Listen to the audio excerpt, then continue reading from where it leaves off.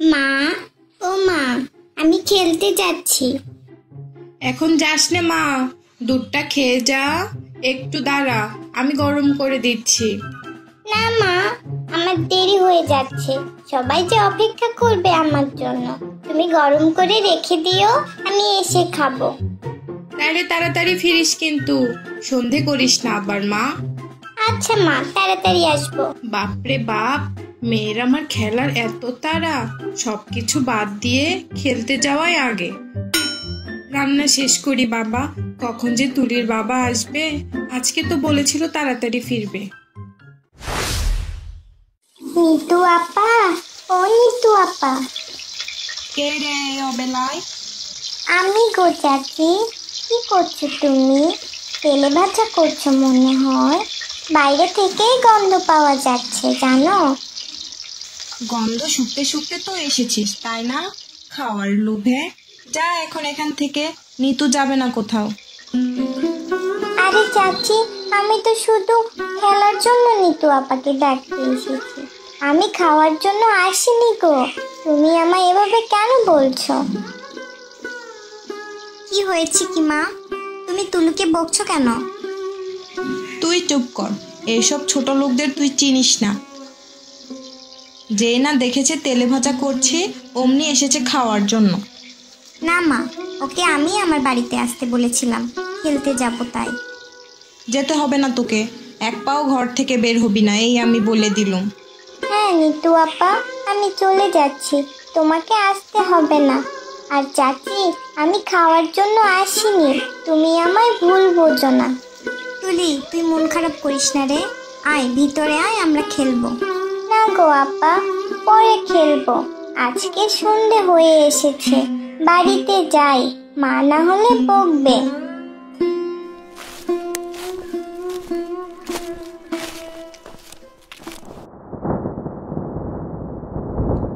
কিরে তুলি, কি হয়েছে তোর? মন খারাপ যে? মা জানো, আজকে আমি যখন নিতু আপার বাড়িতে যাই, চাচি আমাকে আজ অনেক বকেছে। কেন রে মা, কিছু করেছিস তুই? বকবে কেন? আমি তো তোমায় বলেই গেলাম যে খেলতে যাব। নিতু আপা বলেছিল বাড়িতে যেতে, তাই আমি ডাকতে গেছিলাম। ওখানে যেয়ে দেখি চাচি তেলে ভাজা করছে, তাই আমি শুধু বলেছিলাম যে বাইরে থেকে গন্ধ ভেসে আসছে। তাই চাচি আমায় অনেকগুলা বকেছে জানো। থাক মা, মন খারাপ করিস না, নিতুকে আমাদের বাড়িতে আসতে বলবি। এখন আয় তো আমার সাথে, তোর জন্য গরম দুধ রেখেছি, খেয়ে নে। অন্যের কথায় আর মন খারাপ করতে হবে না, তুই তো আমার লক্ষ্মী মেয়ে তাই না? উফ, কাজ শেষ করে এই সন্ধ্যাবেলা বাজার আসতে আসতে যে অনেক দেরি হয়ে গেল। এখন তো ভালো কিছু পাবো না, এগুলো নিয়ে গেলে আজ তো গিন্নি আমায় বকবে। কি যে করি। ইস রে, আজ বাজার করতে এসে কতটা দেরি হয়ে গেল। আর কিছু না পাই, গিন্নির মুখ তো রক্ষা করতে পারবো না আজ।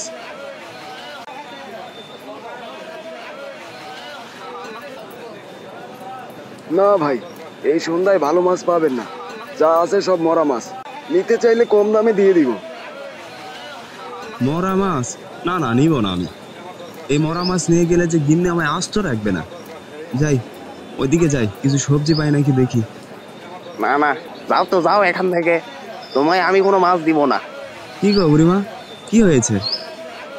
বাবা, আমার ঘরে মেয়ে জামাই এসেছে, এই লোকটাকে বলছি সস্তায় কিছু মাছ দিতে, কিছুতেই দিচ্ছে না। মরা মাছ একটু কম দামে দিলে কি বা হতো বলো? দাও না ভাই, বুড়িমাকে কিছু মাছ দাও। না মশাই, কম টাকায় আমি কোনো মাছ দিব না। আচ্ছা, আমার কাছে কিছু টাকা আছে, এগুলা নিয়ে বুড়িমাকে কিছু মাছ দিয়ে দাও।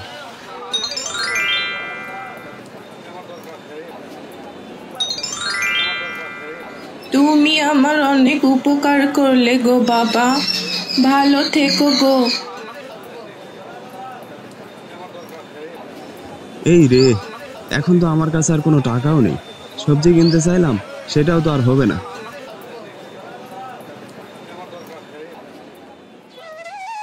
তুলির বাবা নীরবে হাঁটেন, কোনো কথা নেই, শুধু ক্লান্তি আর একটুখানি তৃপ্তি মুখ।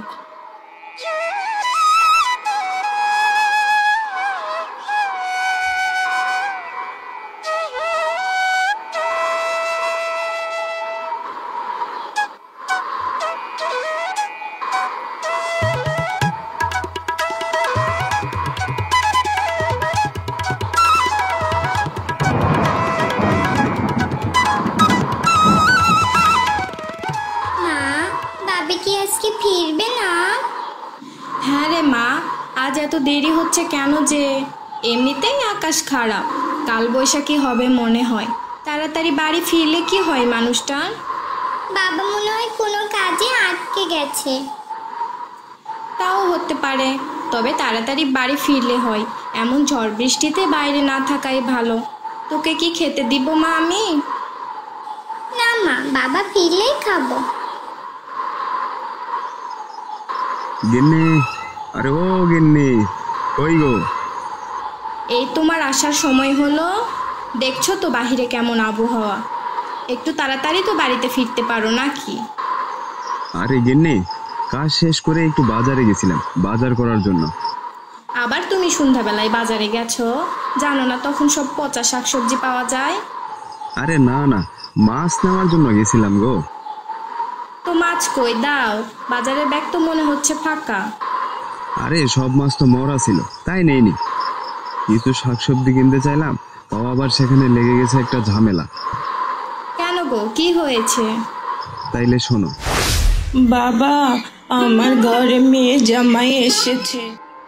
না মশাই, কম টাকায় আমি কোনো মাছ দিব না। আচ্ছা, আমার কাছে কিছু টাকা আছে, এগুলা নিয়ে বুড়িমাকে কিছু মাছ দিয়ে দাও। তুমি আমার অনেক উপকার করলে গো বাবা, ভালো থেকো গো। ভালোই করেছো। আমি তো ভাবলাম তুমি আমায় বকবে অনেক। না না, বকবো কেন? তুমি তো ভালো কাজই করেছো। একদিকে তুমি মানুষকে সাহায্য করবে, অন্যদিকে তোমার উপকার হবে। অন্যের উপকার করেও সুখী হওয়া যায়। হ্যাঁ রে তুলিমা।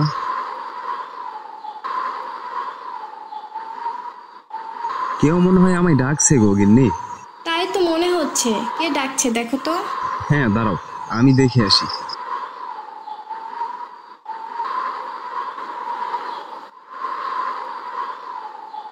কিরে সুজন, তুই এই সময়? কিছু হয়েছে নাকি? আরে হাশেম ভাই, সর্বনাশ হয়েছে রে। এখন না গেলে যে সব শেষ হয়ে যাবে। কেন রে, কি হয়েছে? তাড়াতাড়ি চলো, মাঠের বাঁধগুলো বেঁধে রাখি। আজ রাতে নাকি কালবৈশাখী হওয়ার সম্ভাবনা আছে। যদি কাল কালবৈশাখী হয় তাহলে তো মাঠের ফসল সব শেষ হয়ে যাবে রে। হায় সর্বনাশ! এমনিতে এইবার মোড়লের কাছ থেকে টাকা ধার নিয়ে ফসল লাগাইছি, যদি ফসল নষ্ট হয় তাহলে যে আমার খুব বড় ক্ষতি হবে রে। শুধু কি তোমার একার? সবারই তো একই অবস্থা গো। মোড়ল তো এমনিতেই বেশি টাকা নেবে, আর এবার যদি ফসল নষ্ট হয় তাহলে তো আমাদের গ্রাম ছাড়া করবে। চল রে তাহলে এখনই, ঝড় উঠলে তো আবার যেতে পারবো না। দাঁড়া, তোর ভাবিকে একবার বলি। গিন্নি, ও গিন্নি। কি গো, কি হয়েছে? এত রাতে সুজন ভাই যে? শোনো, আমি একটু জমিতে যাচ্ছি, বাদ দিয়ে আসি। যদি কাল বৈশাখী হয় তাহলে তো সব ডুবে যাবে, ফসলগুলো তো নষ্ট হয়ে যাবে। এই আবহাওয়ায় কি না গেলেই নয়? যদি ঝড় ওঠে? আরে ভাবি, কিছু হবে না, তুমি ওগুলো নিয়ে চিন্তা করো না। আমরা এই তো যাবো আর আসবো। হ্যাঁ গো গিন্নি, তুমি ঘরেই থাকো, বাহিরে আবার বের হইও না। তুলিকে একটু দেখে শুনে রাখো। আচ্ছা, সাবধানে যেও। ও মা, মা, বাইরে কে এসেছে গো? তোর সুজন চাচারে মা, মাঠে গেছে। ঝড় উঠলে ফসল নষ্ট হবে, তাই বাদ দিতে গেছে। একটু পরেই চলে আসবে। তুই জানলা লাগাই দে মা, আমি রান্নাঘর থেকে আসছি।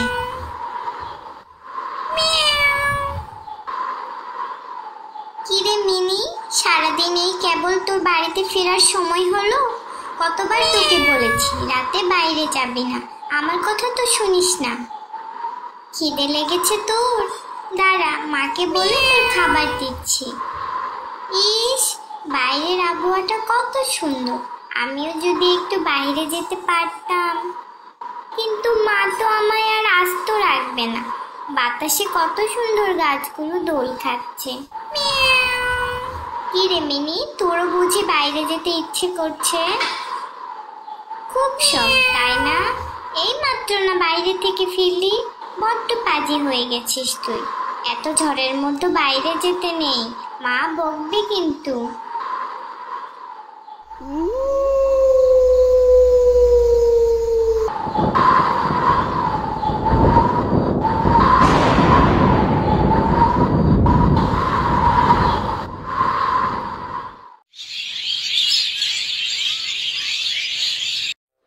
হাই হাই, সব যে ভেঙে একাকার।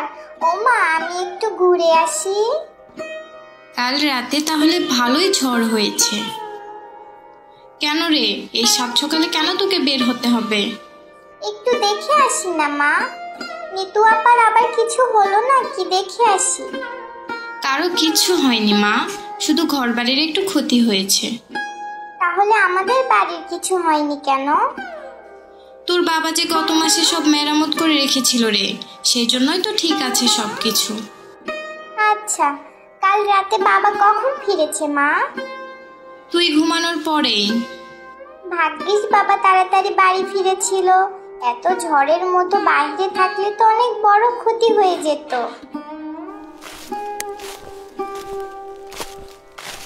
আরে সব যে ভেঙে একাকার। মামি কি গল্প করা হচ্ছে শুনি? দেখো না বাবা, কাল রাতে ঝড়ে কত গাছপালা ভেঙে গেছে। হ্যাঁ রে মা, তাই তো দেখছি। কি গো, কাজে যাবে না তুমি আজ? হ্যাঁ গো গিন্নি, তা তো যাব, কিন্তু ফসল নিয়ে অনেক চিন্তা হচ্ছে গো গিন্নি। কেন গো, কি হয়েছে? কাল তো বাঁধ দিয়ে আসলাম, বৃষ্টিও তো প্রচুর হয়েছে, বাঁধ ভেঙে তো পানি ঢুকতে পারে। কি যে করব কিছুই তো বুঝতে পারতেছি না। কিছু হবে না, দেখো তুমি আর ওইসব ভেবো না। ঘরে চলো, তোমাকে খেতে দেই। মা মা, আমি আসছি। হ্যাঁ, এই যাবো আর আসবো। কই যাস? খেয়ে যা মা। না না, এসে খাবো। আমি একটু এই গাছগুলো সরাই ফেলি।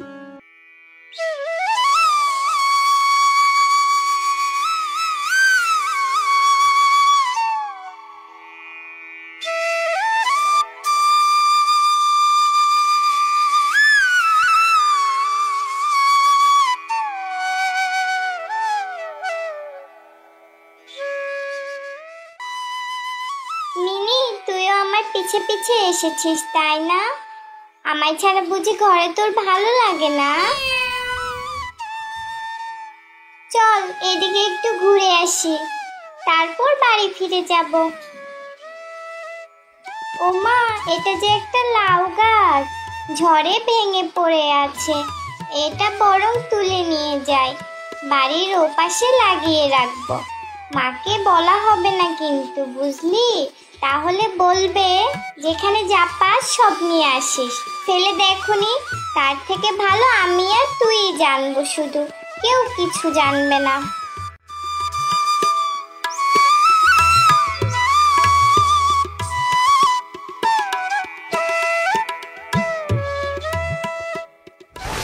মা মনে হয় রান্না করছে, কেউ নেই। চল রে মিনি, এই সুযোগে গাছটা ওই পাশে লাগিয়ে দেই।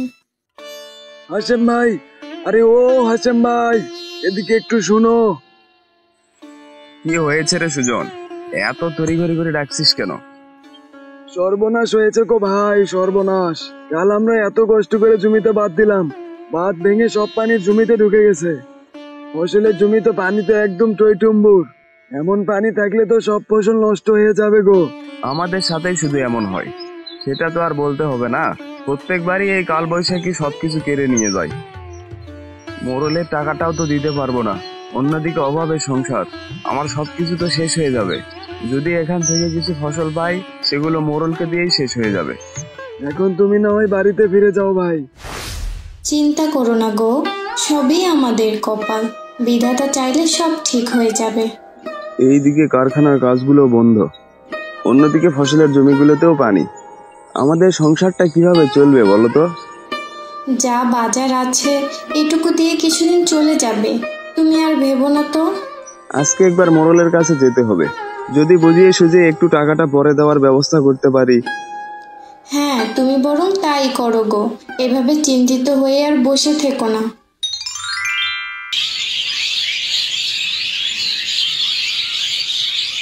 কি গো, তুমি এভাবে বসে আছো কেন?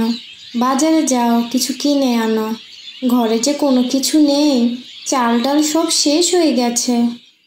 আমার হাতে তো কোনো টাকা নেই, কি দিয়ে বাজার করব? তাইলে কি বাচ্চাটা সারাদিন না খেয়ে থাকবে? আমরা না হয় বড় হয়েছি, ওই তো আর সারাদিন না খেয়ে থাকতে পারবে না। কি হয়েছে মা, তুমি বাবার সাথে এমন করে কথা বলছো কেন?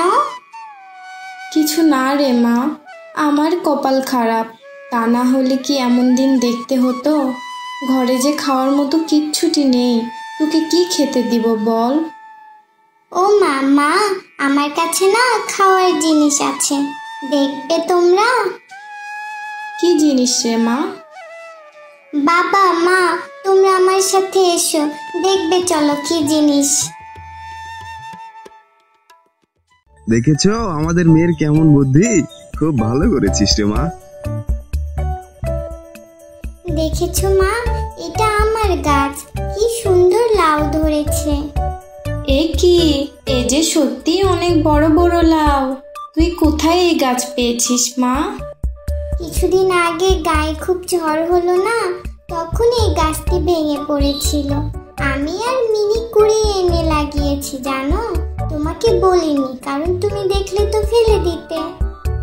ও মা, এখান থেকে একটা লাউ তুলে মিষ্টি লাউয়ের চপ বানাও, আর বাবা তুমি কয়টা লাউ বাজারে নিয়ে যাও বিক্রি করতে, লাউ বিক্রি করে চাল ডাল কিনে আনো।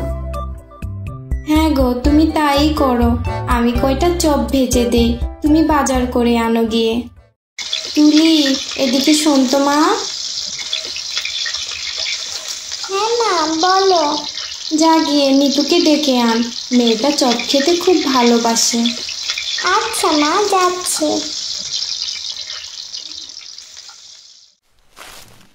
হাসেম মাথায় মিষ্টি কুমড়োর ঝুড়ি নিয়ে হাঁটতে হাঁটতে বাজারের পথে রওনা দেয়।